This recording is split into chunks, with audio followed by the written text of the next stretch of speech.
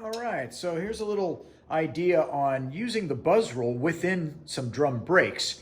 And what you're trying to do is if you're doing a buzz roll and if you're doing more of like a drum solo and you're keeping that buzz going,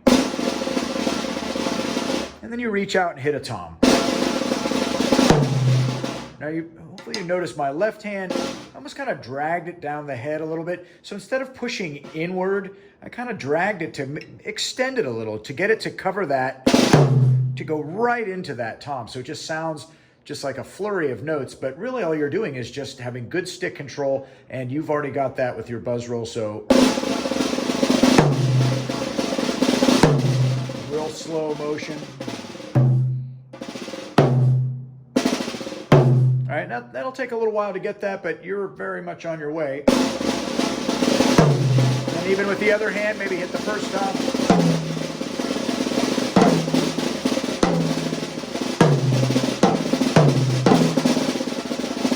Right, something like that. Now another one, another spot where you could use this is doing a drum fill.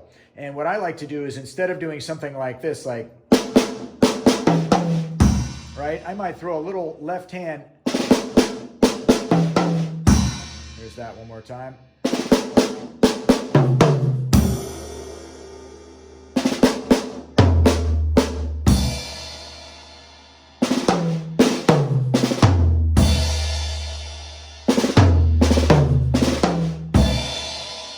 So there's just some ideas there where you could, focus on that, and you can kind of glue the drum sound together a little bit more. It sounds more sustained that way versus just doing, regular stuff. And you can even buzz on these too. You might do something like,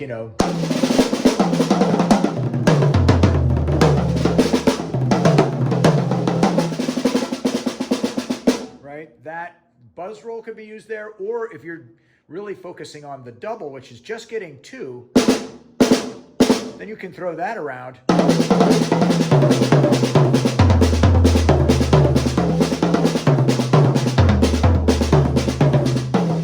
Right, and you're just noticing that it's that bounce back, right? If you can control the stick, there's no way to go fast and try to do two in a row like that, right? You really have to let the stick do the work. And if you're looking at your hand, you're thinking, the first hit is like that. And then as you pick up the stick to reload and start again. So even on a surface like a tom-tom, which might not be as tight as a snare, you should still be able to get that. That's what you should aim for. Whoops, missed there. And then make sure you're lefty. And what I notice, my left tends to still be a little squirrely even after all these years.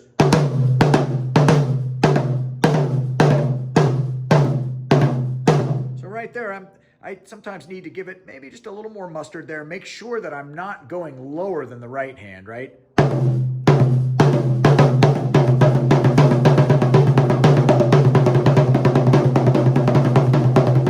So right there, I was just trying to watch to make sure that my sticks were each going up to the same level. Make your right hand and left hand look identical, right? If you're playing like this and you're having trouble with your left, then, switch that around and get it so that both hands look the same, and especially the left, try to make the left look like the right. And I think that will help you a whole lot with your playing.